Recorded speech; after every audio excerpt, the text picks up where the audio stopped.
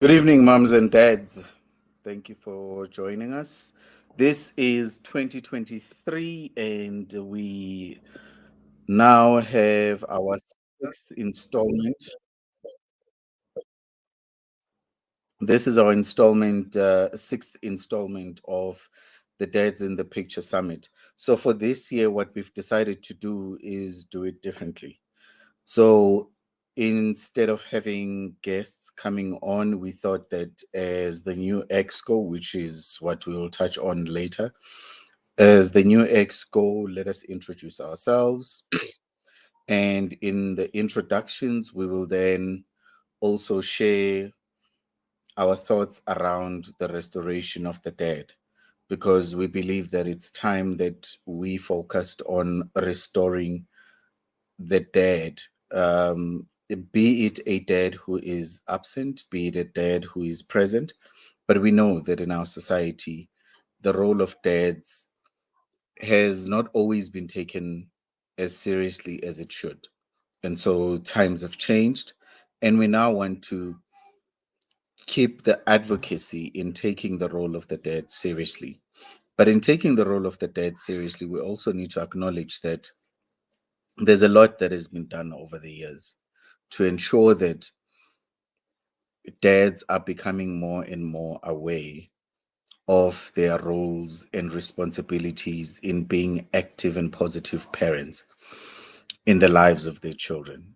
And our advocacy as dads in the picture is not just for the dad, but our advocacy is mainly for the children to have a dad in the picture. Whenever a child has to look back over their lives, they can look back and see that dad has always been in the picture, that dad has played a pivotal role in their upbringing.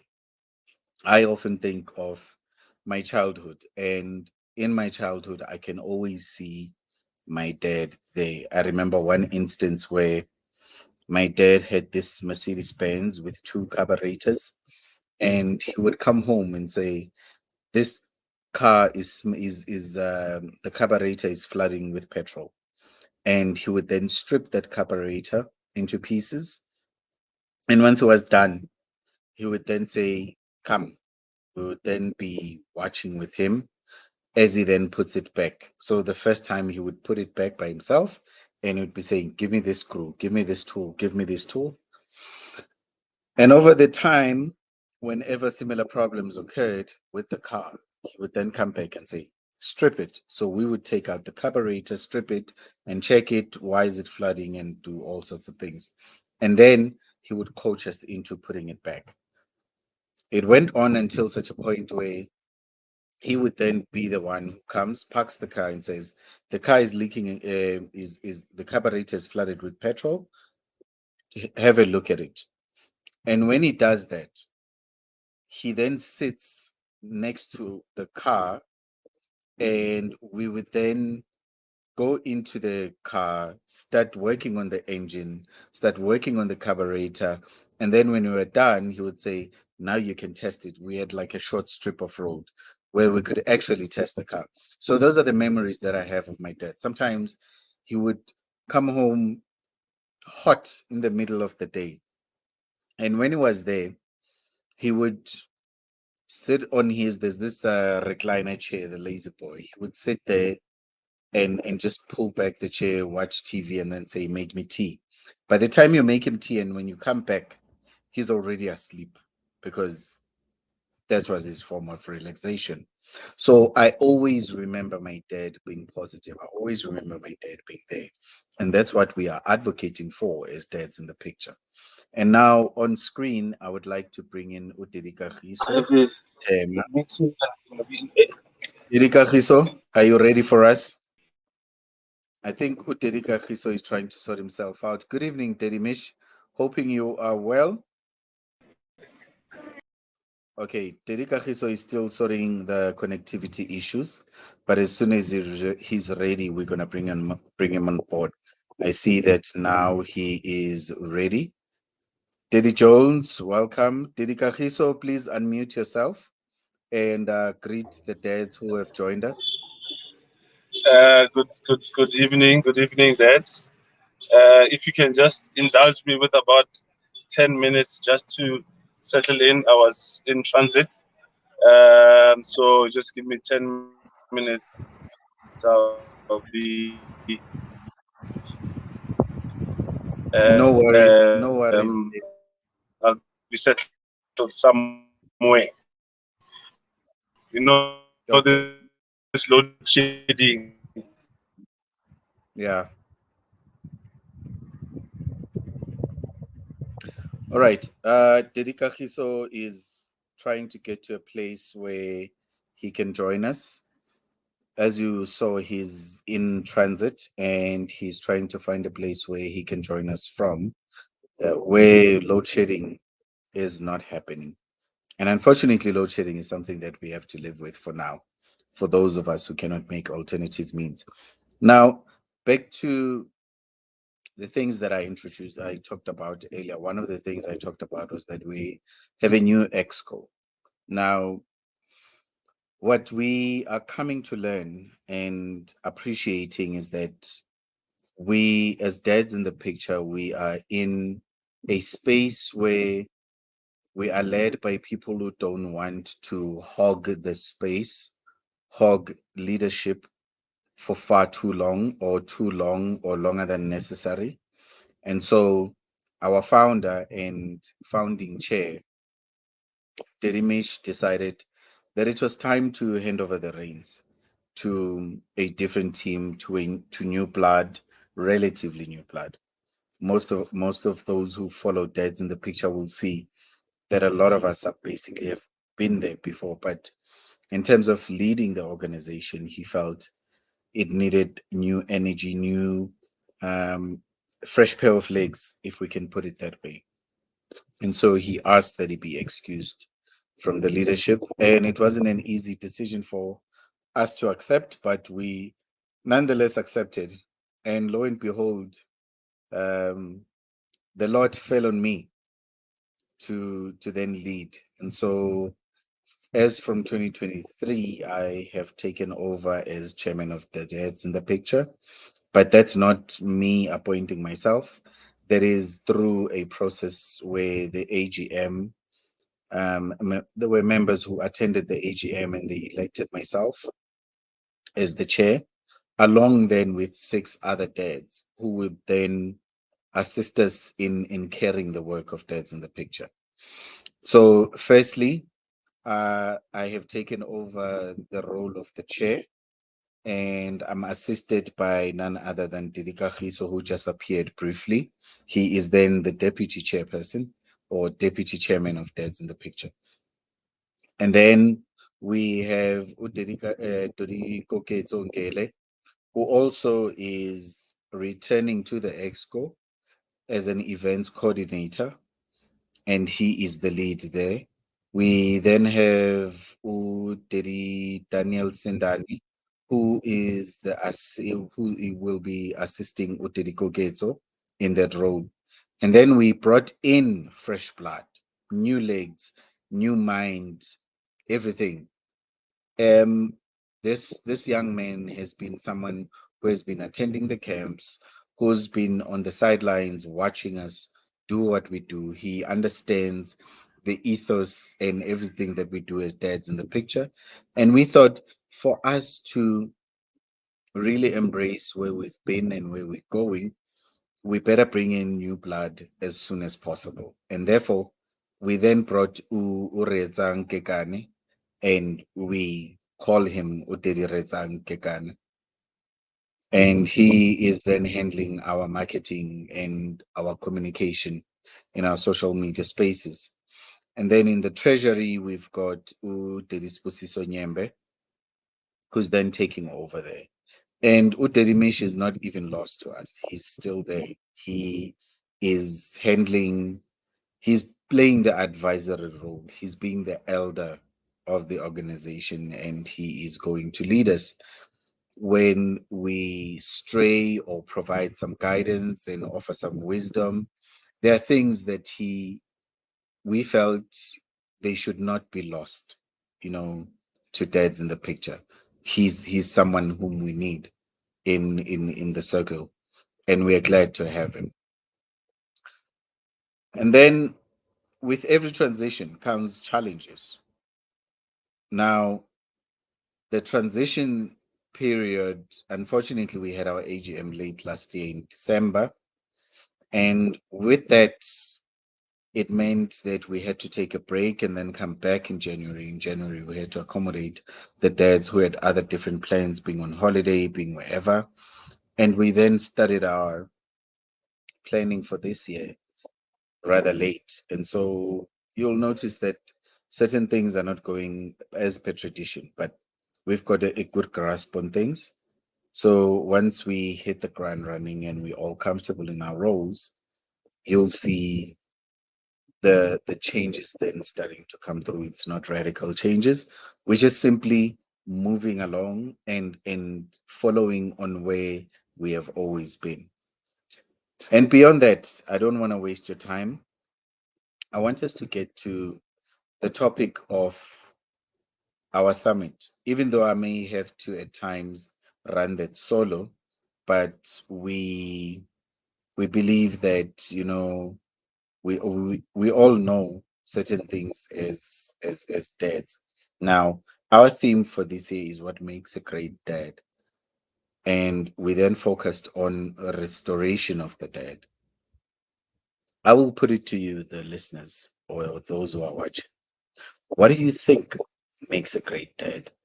What are the qualities that when you look at and when you think about, you realize that I actually have or had or will have or am going to be a great dad? Because that is very important to note and know. And we need to set a benchmark where we can say to ourselves, I need to be at this level as a dad in order for me to think of myself as great. I need to be at a specific level where I can say I am doing this and I am making it. I'm not sure if those who are joining us can actually share their thoughts. You're welcome to share your comments. I'm just checking my time here. So the time is 18:14, and now due to our lack to the challenges that we're facing in terms of load shedding, we may not actually go until the time that we've desired. We may need to augment our our time and kind of flow within, because as we've seen already, Dedi Kagiso has been trying to connect. Now, nonetheless, there is something that I went and looked at in terms of a great dad. Um, One thing that I can think of, you know, when we talk about a great dad is, does my dad listen? Does my dad listen when I speak? Even if he disagrees with what I say, but is he listening? Is he an active listener? Does he really consider what I'm saying? And how does he then respond? There's a very important principle that I learned, that when somebody comes to you with a thought or an idea, they would have first contemplated that for a long time, and they would have preempted certain responses from you. And most of us tend to preempt responses that don't favor us. Those are negative, that are negative. And so when they come to you and they present the thought or the idea, and you immediately shoot it down, then you have disregarded that person's feelings. And now that person will struggle to come to you and get some assistance. They'll struggle to come to you and present themselves confidently, because they don't know if you'll ridicule them. They don't know if you will do what you've done before. And so the first quality is Daddy a good listener? And also, listening is very important because listening is there are different ways of listening. You can listen as, for example, somebody maybe listening to this passively. So they've got either the video or the sound in the background and they're doing something else and they're not actively listening. So there are certain tones in my voice that you'll miss. There are certain cues, there are certain messages that you'll miss. And especially when you're not looking, you don't even see the body language because listening does involve looking. You can listen with your ears and listen with your eyes. And that's why it's also difficult when you talk with somebody over the phone and you don't see them. It becomes difficult. It's always better to have a conversation with somebody that you can see because you're reading the entire person, you're listening to the entire person. So as a dad, are you a listener? Are you listening attentively when your child comes to you? Or are you busy on your phone? That's one quality. And once you listen, and maybe in your mind as a dad, that quality, that idea or thought that your child is presenting, however old the child may be, in your view, you believe that that thought is just not going to fly. How do you then address that? And that talks to the second quality that I'd like to present, which is empathy. Are you an empathetic dad or do you shoot from the hip? Whatever comes to mind, you don't filter. Whatever comes to mind, you throw it as it is. If the first thing that comes to your mind about a child's idea is nonsense, and you utter that as it is, and hoping that you can explain it later, or hoping that the child will grasp that, then you're missing out. It is not a quality of a great dad. Yes, some of us are good, but we need to rise to the level of being great. And it means that we need to constantly learn. So, how do you give feedback? How do you respond when a child or even your partner has brought an idea to you that they've really given it a lot of thought? Do you just throw it out? And when it doesn't make sense to you, do you insult the idea and also insult the person? Or are you compassionate? And that's one thing that we need to learn, that we need to be compassionate. We need to be more receptive, more caring.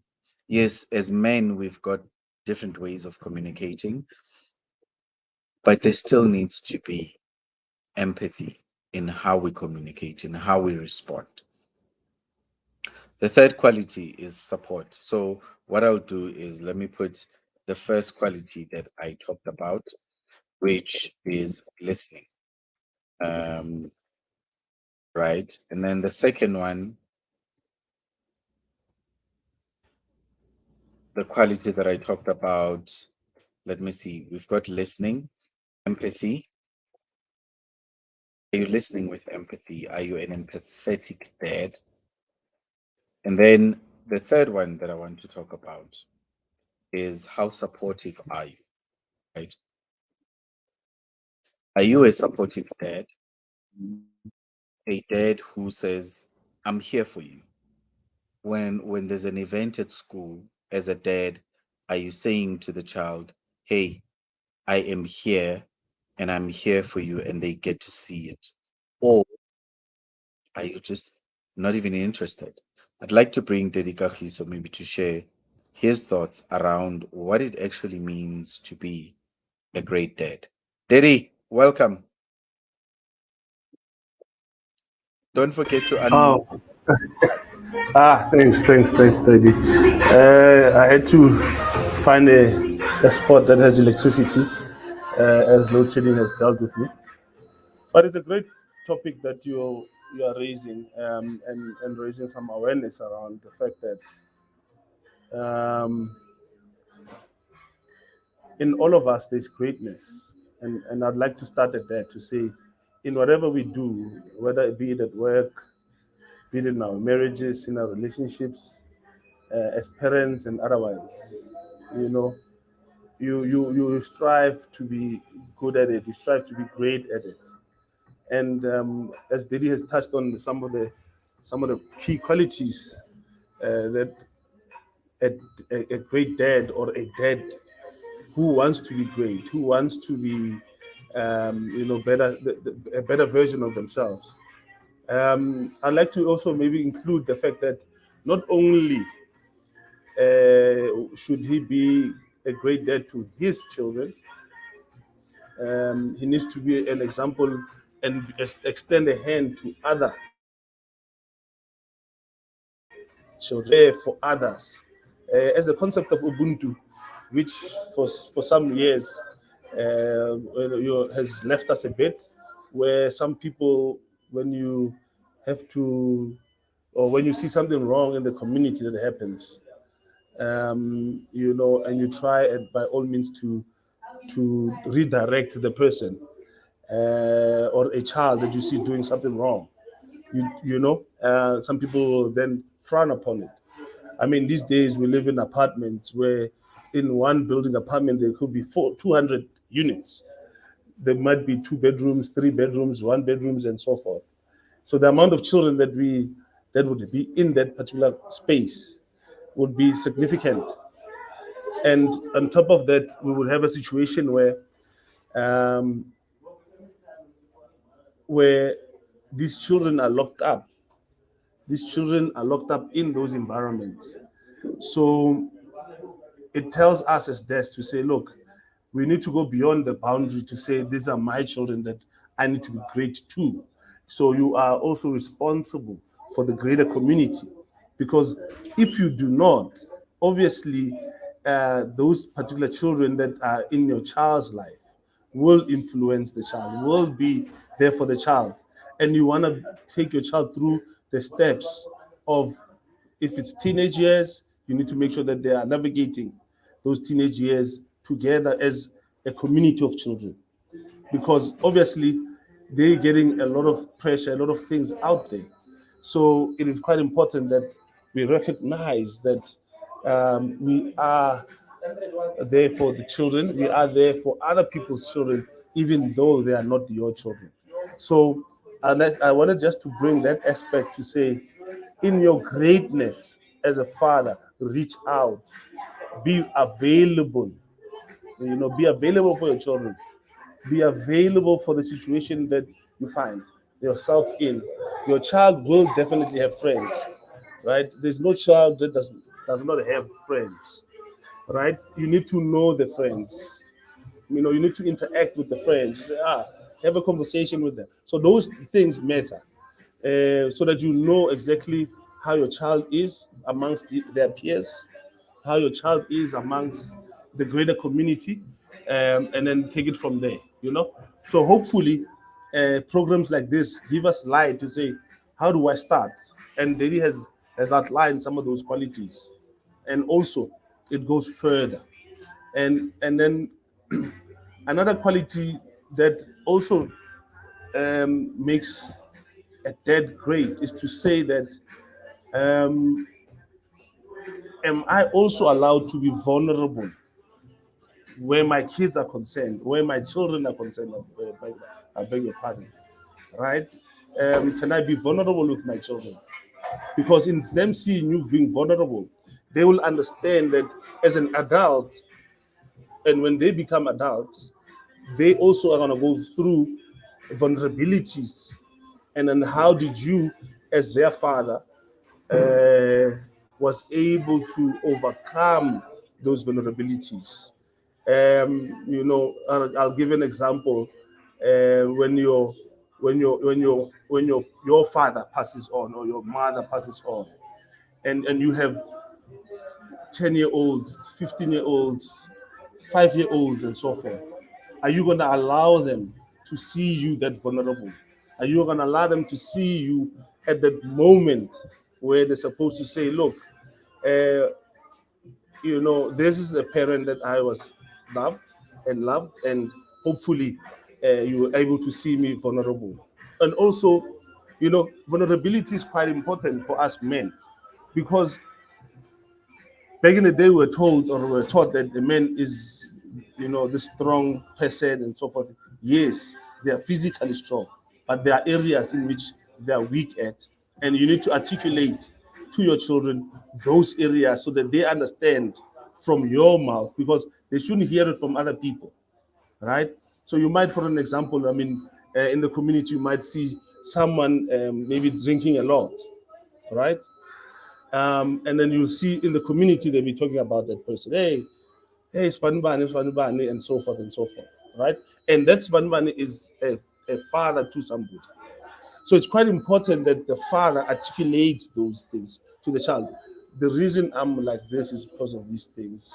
I'm struggling with one, two, three, four, five. You might think it doesn't go a long way, but at least when your child goes out there in the community, then they are able to defend your honor. They're able to also understand themselves better. So it's always an area in which a lot of fathers don't expose. You understand? But I'm a believer to say it'll make your children wiser. Thank you, Daddy. I think let me pause there so that give others a chance. Thanks. Thanks, Diddy. That was well captured. You shared some very good insights there, and particularly when it comes to vulnerability. As dads and as men, we are hesitant to be vulnerable. We think, or we understand vulnerability as a weakness, and the it's not even closer to the truth that vulnerability is not weakness. When your children get to see you cry as a dad, when your children get to see you express emotions as a dad, then they get to learn that it is okay for a man, firstly, to articulate his emotions. It's okay for a man to cry, and they know that it is not a weakness. They know that it is it is a humanly thing to do that.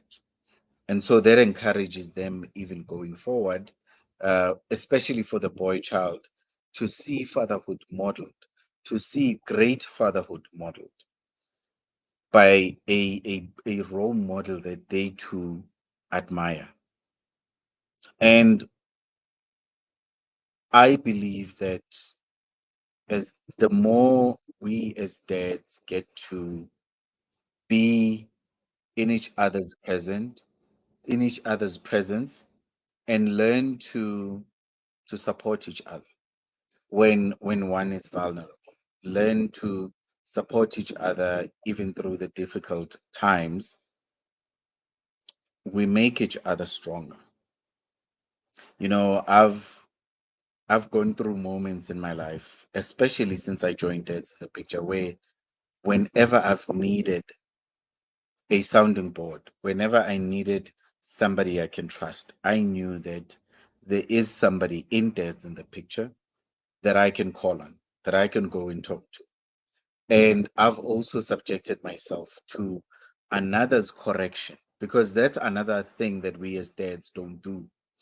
And when we can learn to do that ourselves and then model that for our children, then it takes us on a different path. It makes us better dads. It makes us better human beings. And when we do that, we get to show our children that we are human too. Because sometimes they may forget, they will always think we are the superheroes and nothing happens to superheroes. But we all know that's not true. And so the next part that I want us to touch on is the restoration part. How do we handle, or how do we restore two kinds of dads? The one who is present and the one who's absent. How do we restore his image, his reputation? And I invite you, please do comment. If you want to be on screen, let us know. We'll make a plan for you to be on. But what are the qualities, or how do we get to restore a dad who is absent or who has been absent? How do we get to restore a dad who has been present, but he thinks that his level of presence only ends here when he can actually operate at this level? Dedicajiso, I don't know if you're ready for me and the other dads who are watching. If there is a mom who's watching, please, by all means, do also drop a comment and say hello. This is a live conversation and it's meant to be two-way. It's meant to be a dialogue, actually. I don't know if Dedikajiso is ready, but it looks like his camera is not yet ready. He's probably trying to adjust to the environment. Now, restoration. How do we do the restoration for a dad? I believe that we need to first acknowledge the absent dad as being absent. But in acknowledging his absence and bringing that to his awareness that you have been absent, even though you think you have not, how do we then say, come back into the picture? Because your child or your children, they need you. Your presence, not your present with an S, is required. Your being. Let's do this. Your presence is required. And because your presence is required, how do you then make that move? How do you start in the process of restoration? Dedicajiso, any thoughts around? Yeah, look, you know, I'll take it back a little bit. Um, as Africans, we have a particular history. Our history began with us living in villages, and and in the village, all the children of the village belonged to the fathers.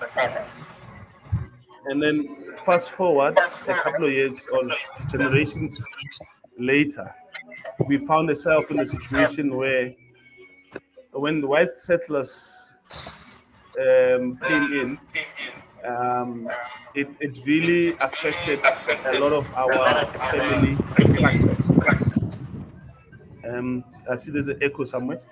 So it affected a lot of our family structures in a sense that says, um, in us building, as Africans building South Africa with our labor, there was a concerted effort. There was a concerted effort from the colonizers and later on the apartheid regime that intensified the division of the black family. So you'd have a situation where we would be made to go and work in the farms, go and work in the mines, and those jobs would only be um, given to males, right? And then our females, our mothers, were then taken to homes of the settlers and the apartheid regime people.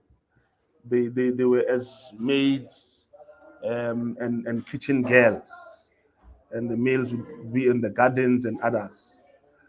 So you'd find that people from Eastern Cape, Limpopo, Free State would might have to migrate, unwillingly most of the time, and sometimes because the white regime at the time introduced monetary type of engagements, where they took the land and making sure that the black men becomes the slaves of the day. So with that particular era, it destroyed a lot of our culture, a lot of our dignity and otherwise. So as we speak, as there's in the picture right now, we're talking about the restoration of, it's not only this particular generation, it's generation going backwards, to say the effects of that torture, that trauma that the black men and the black women have been succumbed to. So fast forward to the situation where now there is no more use. The black men and the black women are not used to this interaction, because the black men would have gone to the mines and so forth, sometimes a year without even coming back, or every 3, 4, twice a year he'd come back home. So obviously there then would be a situation where there is this gap that we are talking about, where it said that the man is the provider of the finances and so forth. And remembering that financing was not part of our African culture. We had land, we had cows, we had agriculture, and but not necessarily monetary value. So the monetary value was then put in place, and there was, in a way, a misconception that was built by this white system that we found ourselves in. Now, there was, in this particular break, the males could not actively raise children in the home, be it me teaching my child how to hunt there as a black man. So who was left to teach the children? So a lot of intellectual property was disengaged, was taken out of the community of black people. So it became quite important for us to say, how do we reconfigure ourselves? So when we talk about restoration, is to talk about how do we bring back the greatness of the Queen Misheshwes, of the Shaka Zulus of the world, the great leaders of black people, is to say, is taught from father to father, from father to father. You understand? So um, now we're in a situation where we're in the modern era, where at some level we still have this migration that has happened, where we converge, for example, in the province like Gauteng, people coming from Pumalanga and all these things, where you now have to navigate. You might fall in love with somebody that obviously is not from where you're from, and different identities, different ways of doing things, and so forth and so forth. So what we are trying to achieve with this particular movement is to say, how do we standardize that interaction? The interaction that says, you are a father, you are a father, no matter what tribe you are, and these are the things that is expected of you in the family. These are the things that are expected. You're expected to behave in this particular manner when it comes to children, when it comes to your wife, and. So a lot of that intellectual capabilities or abilities has been lost. Honestly, has been lost. We are playing catch up to say, how do we reintroduce this family setup? How do we restore the father back to the child? How do we bring the child back to the father, where the father is just not seen as this disciplinarian to the child? You know, in our days when we grew up, when our fathers came, I want to say, hey, you know, Papa Len is here. Now everybody's panicked and runs and hides or something of that nature. So we're saying that was a bit unfortunate for some of us that wanted to learn more from the father. When he comes back, to sit down with him and say, how was your day? Or he knows or finds out, how was my day? How did Daddy, I? Mm, Daddy. So I appreciate the history that you've given us, and I love the fact that you went historical, and you are giving us the context, especially for the absent father, right? Because we underestimate the impact of the past, the impact of history on the present and the future. Now, what other than the father being present, what else do you believe was lost when the father was systematically removed from the family. Yeah, you can imagine. I mean, nobody's born a parent. It's something you learn. It's a learned trait. It's either taught from somebody, either a mother or a father, to the next generation. So first and foremost, if your father was not there, that's the first thing you lost. You lost the fact that you don't know the role that a father is playing in your life. Right? That's the first thing. Is that you don't have an example. So if you don't have the example, and your father was in the mines, when you grow up, you don't see it or you don't value it as much. Your presence, you don't value it as much for the children. You'll then say, look, I was, I, look, how I turned out. I was fine. I've heard that from people, especially ladies, men, that grew up or the father of boys that grew up from fathers that were not around. They'll say, no, but I turned out fine. You understand? Not understanding that fine financially and otherwise it's something else. But there's a psychological effect that has happened. And history tends to repeat itself. You understand? And that is why we're saying that how do we restore that father? So you were not raised by the father. You as the father was not there. So what then you need to do is we need to reteach you, we need to conscientize you of the fact that it is still important that should you bring offsprings on earth, you need to be there for them. And how are you supposed to be there for them? That's the journey that you then take. Because you didn't have an example, especially with children of today. Children of today are not raised like children of 30 years ago. Because 30 years ago, 40 years ago, 50 years ago, we at least had a location where there was other people around us. There was uncles, grandfathers, still in the same house. Whereas today, we are in an apartment.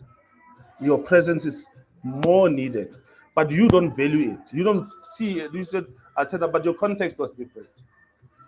Now it's mother and the two children living in an apartment. The context is completely different. So you are needed because there's no uncle there. There's no grandfather there. So we don't necessarily understand the impact that has on these children of today. That is why we're seeing a lot of them committing a lot of the suicides. And if you read statistics of suicides, the first question that we usually ask is, where is the father? And 80% of the time, you'll find that there is no father where there is a suicide. You understand? Yeah, I hear you. Yeah. So now what I want to ask you is, with all of that context given,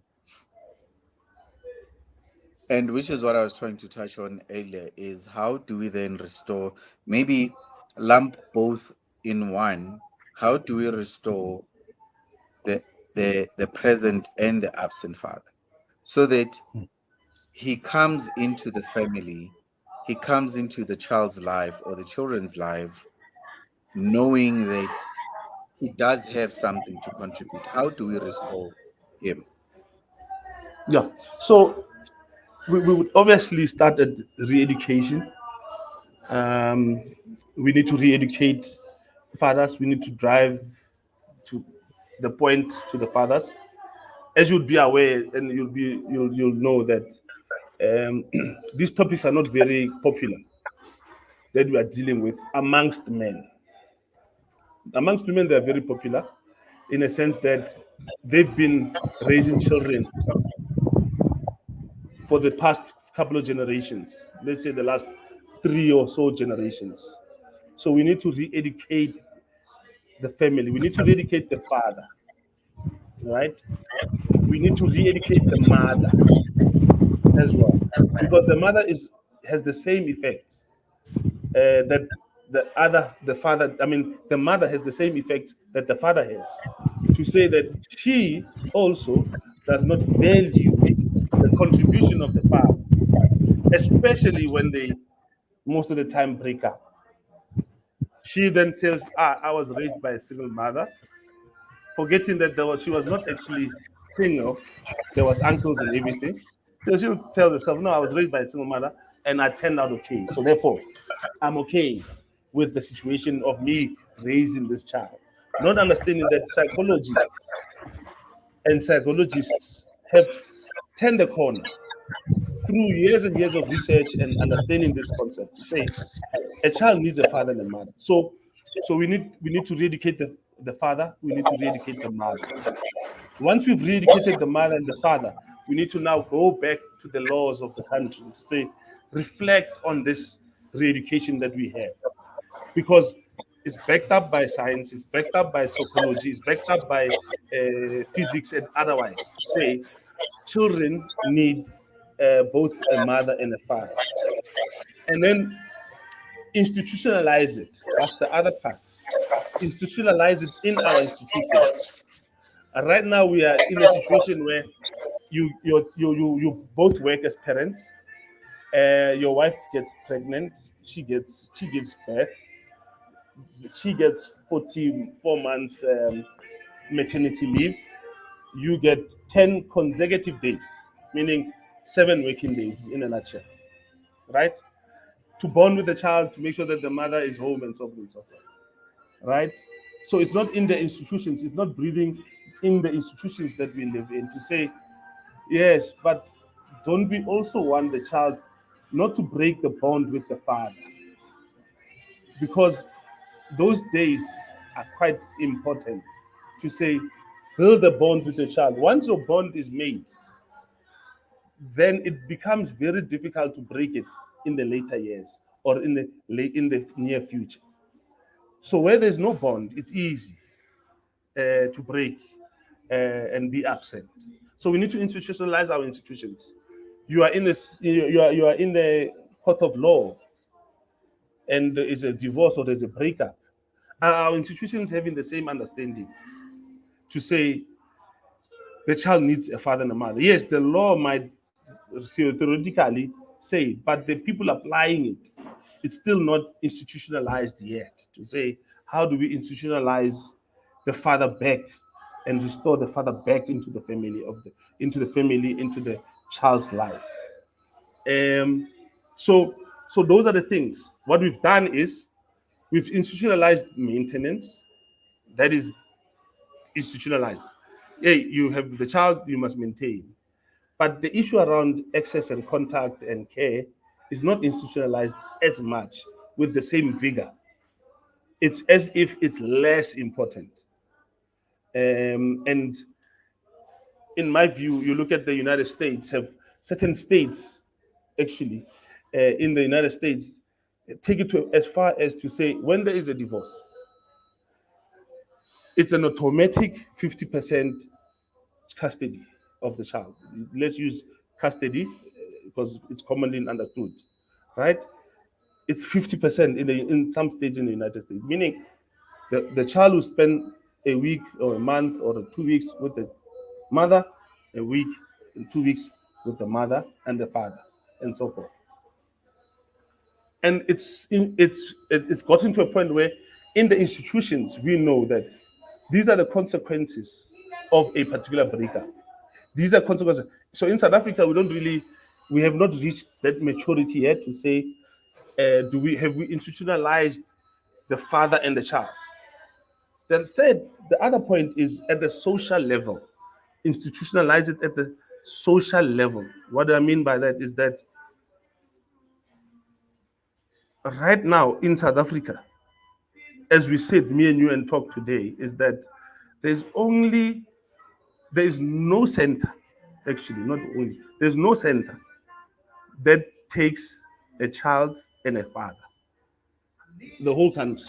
So there are centers where there is an issue at home, they can take a mother and the child together and put them in a home in an instance, right?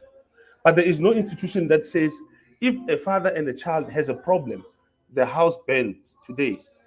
There is a burning of a house. My house burned today. I'm the only person that have been looking after the children. I need a shelter for today. what they will do is in the social level or the social development, they'll say, no, we'll rather take the child. And then you'll see, I don't know, you'll see about you, right? So we are saying that even at an institutional level, you need to breed those things so that once all these factors, social, legal, psychological, and otherwise, come together, they must bring the child back to the father and the father back to the child, as in said in Malachi, the last book of the Old Testament. You are muted, Daddy. You are muted. Now, I was saying that well said on that, bringing, you know, the heart of the father back to the child and the heart of the child back to the father, because that's what we're seeing. You know, one of the things Yes. that I've observed is that, you know, children in every space, they easily listen to a father's instructions, or they easily respond to a father's instructions. They they easily respond to his reprimand, and the mothers usually struggle with doing that. So Daddy, I want us to close, and in Ju- Just, closing, just one point yeah, around that before we yeah, move on. You know, I'm not. I don't want to turn this into a religious thing, but for me, this it is very significant what you just said. Bring back the hearts of the father to the children and the children's back heart. So that was actually in the Bible, right? In Malachi. So it's the last chapter of the Bible, right? yes, It's the last words God said on earth on the last chapter. There was 400 years of silence after that, before the New Testament. So it's significant that those are the words that God last said and waited 400 years until the birth of Jesus Christ. So that they need to digress. no, it's a relevant point, because if I may just carry on that thread just quickly. So he closes by saying, I want a restoration, hearts back to each other. And then the New Testament opens up with a story that's going to lead us into, you know, eh, witnessing the relationship between the father and the son. And 100%. it's very important that there is a relationship between a father and a child in any way, shape, or form, because even research has proven that when a father is present, when both parents are present, the development of a child is elevated. The child's confidence is up there. So I really thank you for bringing all of this, for sharing all of the thoughts and insights that you've brought on, because they really speak to part of the restoration. And I do hope that anyone who gets to watch this and listen to this at a later stage, they too can find themselves in this topic, and share their thoughts and ideas on what it is that we can all do in restoring the father. But it just starts in creating a relationship, and then we can build from there. Because if we have a relationship, we can start working on trusting each other. Because a child, why would a child listen and obey a dad whom they don't trust, a dad whom they don't have a relationship with? So that's very important. Didi, any closing words from you? Unmute yourself first. Oh, Unmute. sorry. Yeah. No, I agree with you 100%. I think we'll leave. Um, we will leave that to the discussions and unfold. But from my side, I think I'm covered. Thank you, Daddy. Thank you, Didi, and thank you to everyone who has tuned in, who has listened. Thank you, Daddy Jones, Daddy Are we Mish, still gonna talk and about the other point, the next topic? which point? Which points do you want to touch on, Daddy? No, the next topic, if I may. Uh, The next topic is enabling the present dead. The presence of the dead. You can share on that, Eddie. Yeah. No, I'm saying you can share. Okay. Just 2 seconds. It's just our limitation is based on this thing of load shedding where we have to preserve even battery life.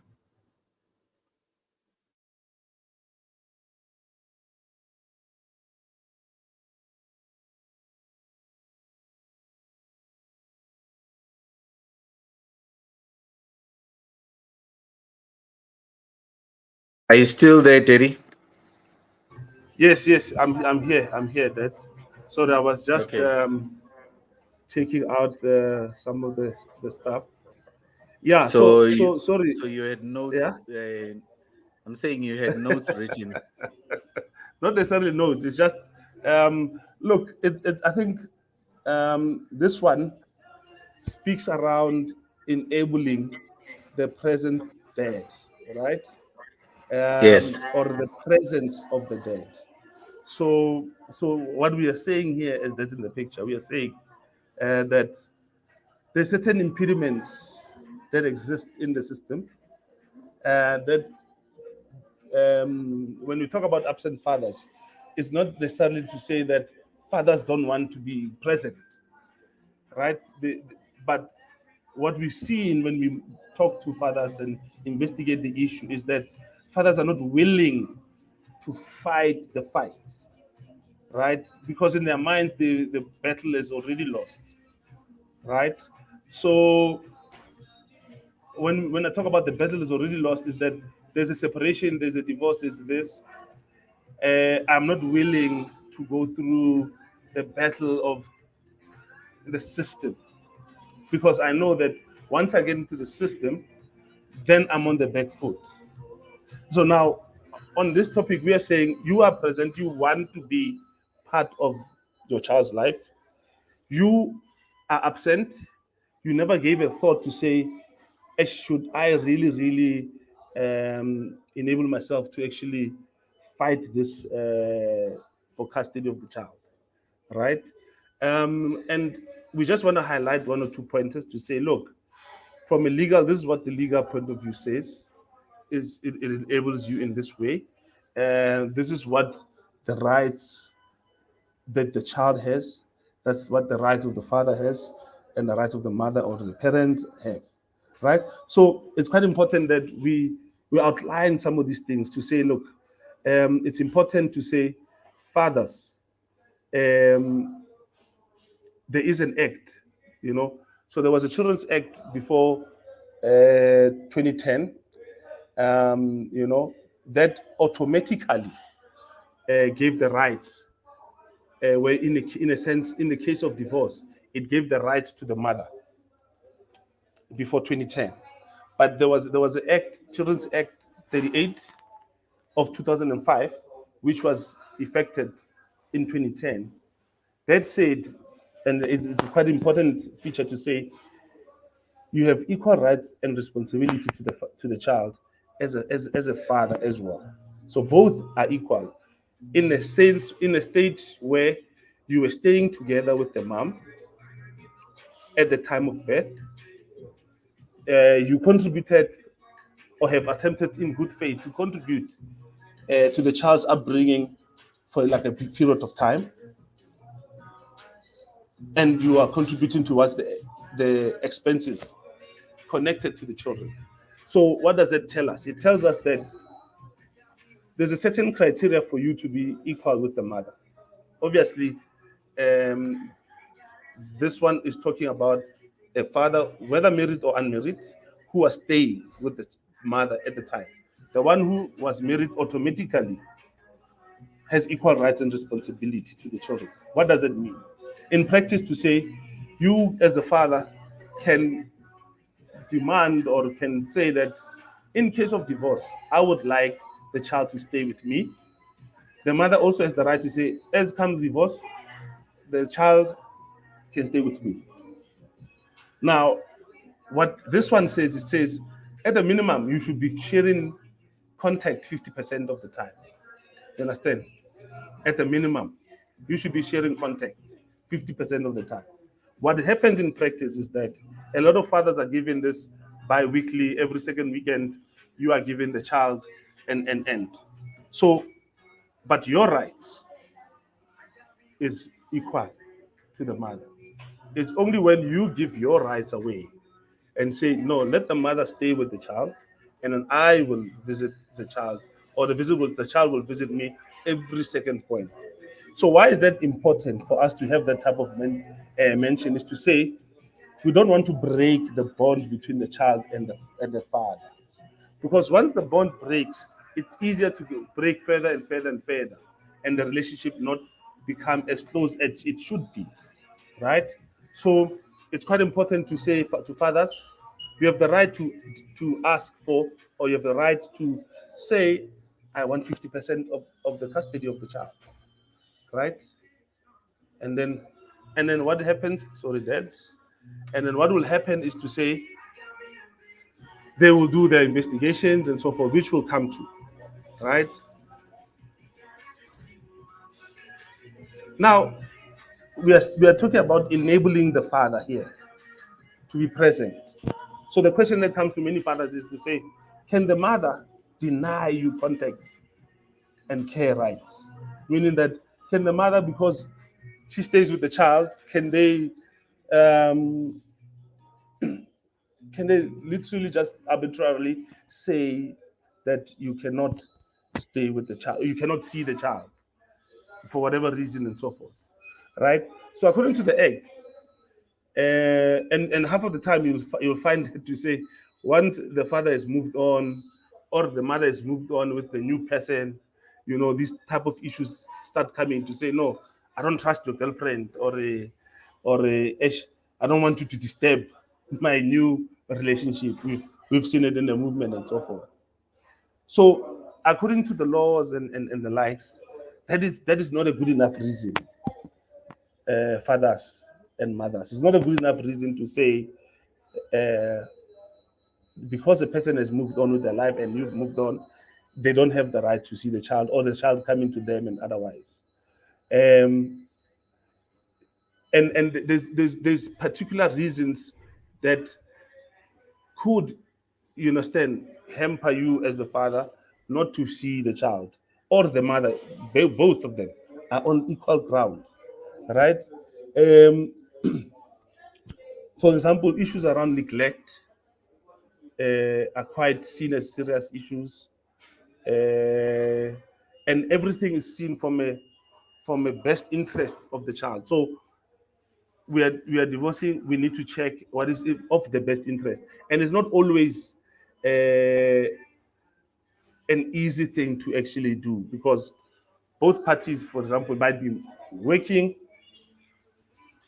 9 to 5, 9 to 5, uh, and and uh, and also from 9 to 5, 9 to 5. How then do we determine this one lives in an apartment, this one lives in an apartment, or house to house? So those are always difficult things that we look at. But what is of the best interest of the child is utmost important. You understand? So, what then qualifies you, the father or the mother, to be, for an example, an unfit parent? So, let's say now someone, it doesn't qualify you to say you're unfit because you have a new girlfriend. No, no, no, no. There should be some order of some sort to say you are not fit, right? So they will do a particular evaluation, right? So, for an example, certain factors would be to say, um, on the legal side of things and the social life side of things, we'll say to say, are we doing the right things? For example, you cannot obviously expose children to unwarranted things on the television. You must understand the needs of the child.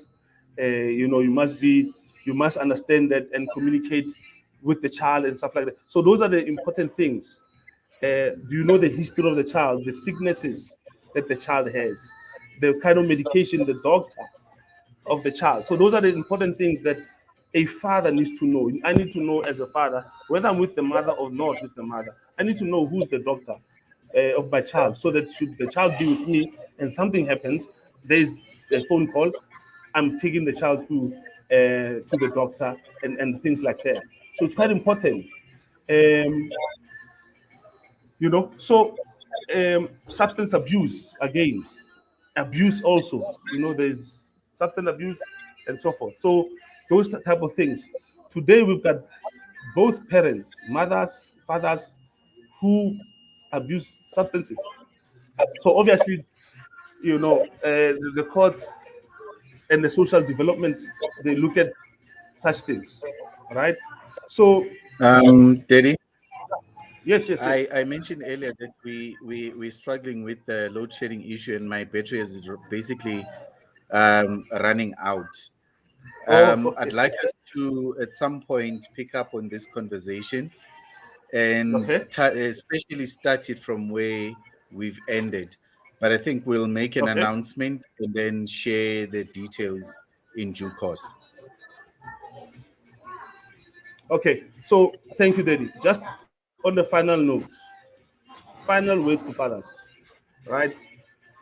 There's no distinctions between the rights of the mother and that of the father with relations to the child. So it's very important that you understand that as a father, to say, look, we look at each as equal, and we need to get that synced into all our father, all the fathers that are out there, all the mothers that are out there.